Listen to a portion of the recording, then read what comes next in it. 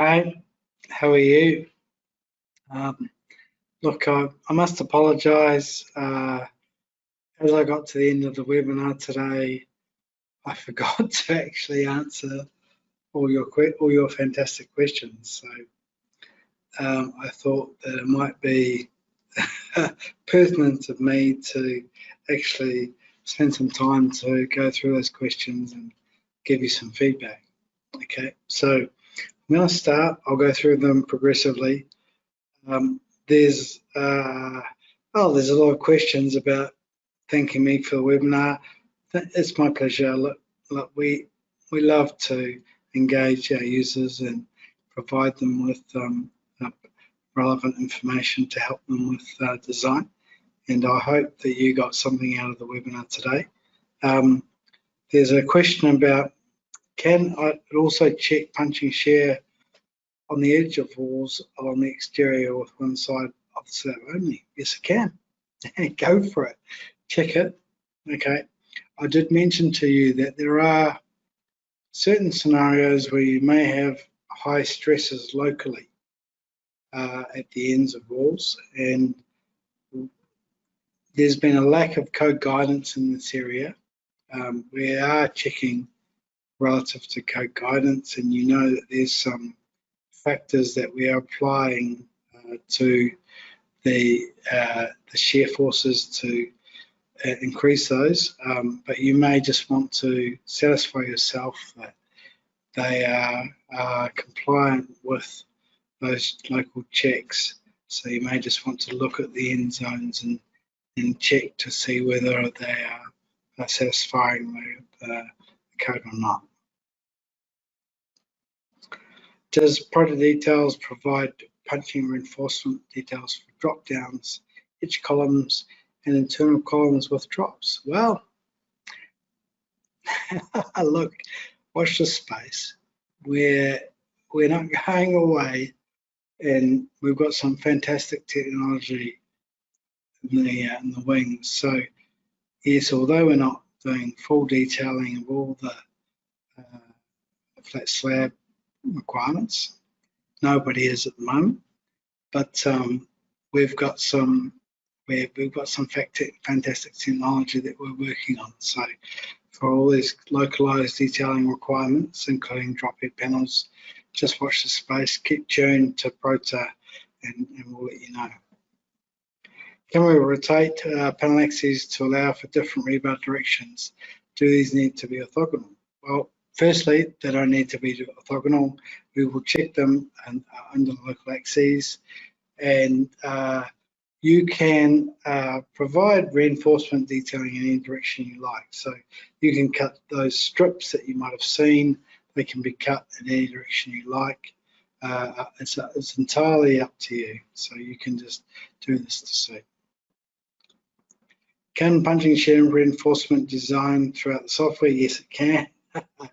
Okay, just remember that you will need to ascertain whether it's an edge or a corner or an internal element that you're looking at. Okay. So there's no number of questions. I'm just going on. What if one only beam is connecting to it? Can the program still compute punching shear for the other edges? Yes, it can.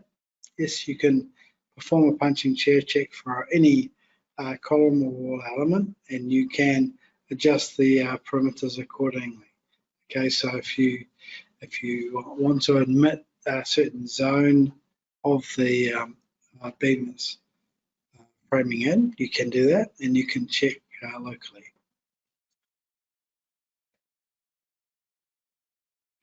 Can you check wall punching and include the moment in the analysis? Yes, we do. So we will look at the axial force, which relates to the shear force that we are checking, and we will then add in the moments or the bidirectional moments in the columns, and we will make adjustments to those in accordance with the code to then design those for what is the effective shear. So I think I commented on that earlier in the presentation, and depending on the code of practice will depend on the adjustments that are made, and also depending on where it is. If it's a corner or an edge or an internal column, then these adjustments will be made. Can you later use mesh steel as reinforcement? Yes, you can. In fact, there's a library of mesh steel that you can adopt. You can certainly use those, and it's no problem to include those within the design. Someone asked me about the exact deformations that I had in my model, which was just 23 millimeters for dead plus service load.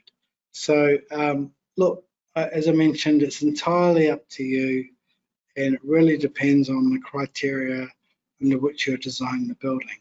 Okay, so you may have very sensitive buildings which have extremely tight deformation requirements which you could use, and that is not acceptable for this kind of criteria.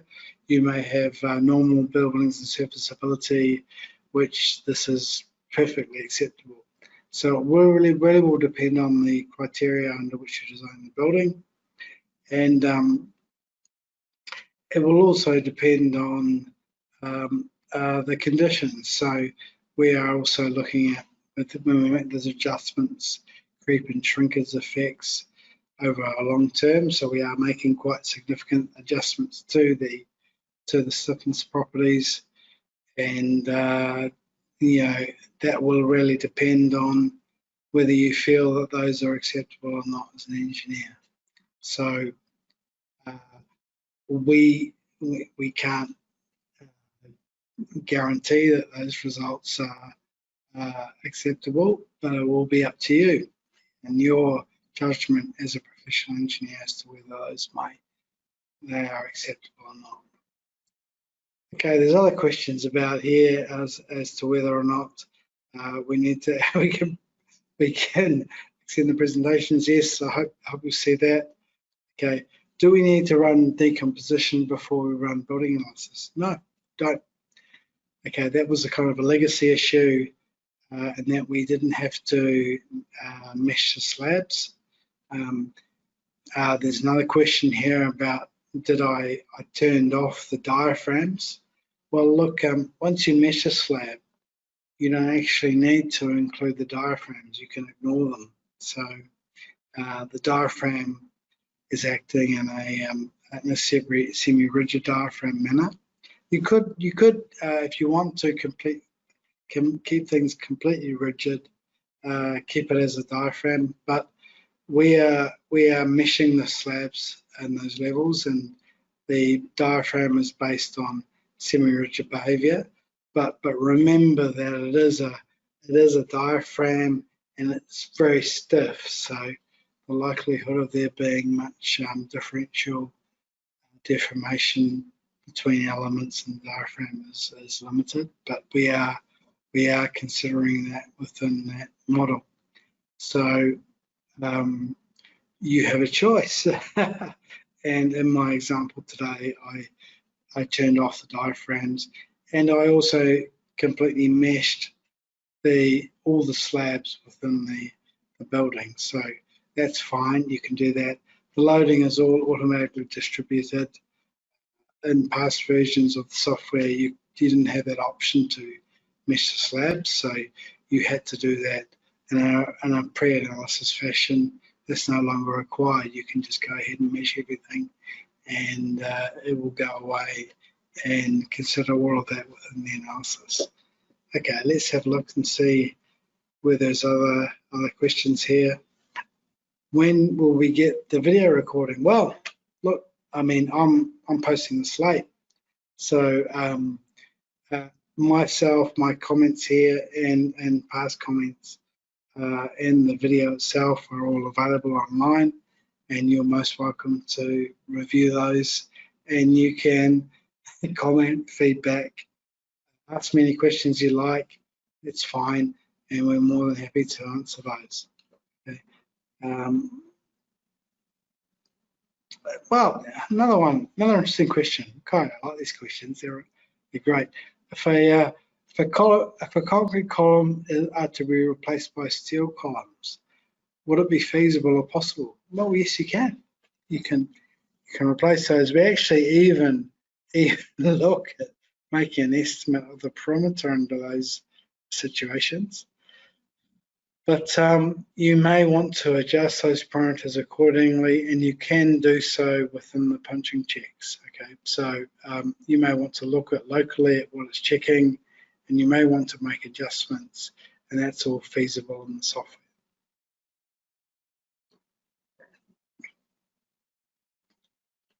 How can we check long-term deflection in Prota? Well, we are not yet doing iterative crack section analysis, but this is a very subjective topic, and we do take advantage of a lot of research and development that's been done in this area to make the appropriate adjustments. So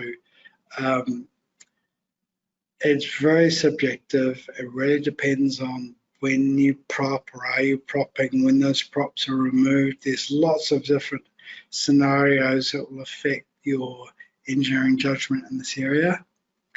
And we give you the ability to be able to manipulate those scenarios. So you can make those judgments and then adjust things accordingly. And look, maybe in the future we'll make those adjustments to suit, but look, the differential we're talking about is very nominal. And in the overall scope of things, you may be applying a very, very small degree of conservatism in the way in which you design your slabs. So it's not something that we feel that not inconsiderate, but not something that we don't feel that you can take advantage of in terms of the adjustments that we make.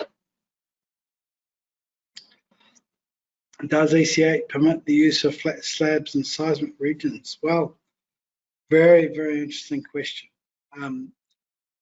Look, within seismic zones, you do have certain limitations with what you can do.